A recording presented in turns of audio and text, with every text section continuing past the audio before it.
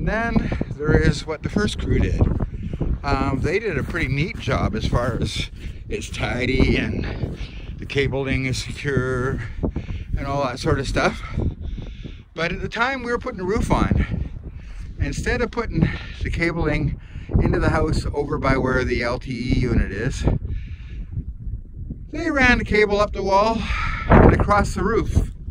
About 50 feet of cable running across the roof the whole length of the house.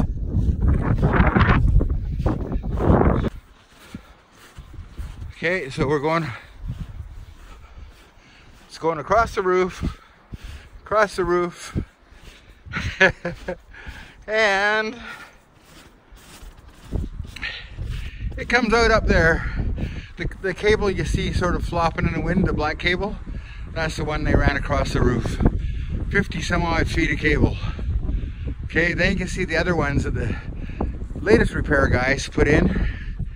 And yeah, wow.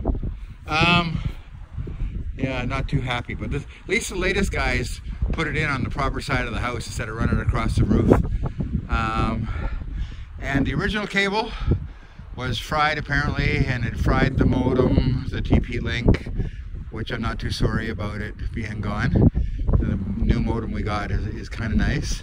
But they also said after they tried everything, the trial and error, they said that the item that caused it all was under warranty, but we still got charged 200 bucks, and I don't want these people back for anything. I think next time we call a different company. We were given a choice of two. We called the originals that installed it, which was Indian Head, and we should have called Viper. Anyway, yeah, I hope that video is clear. Thanks.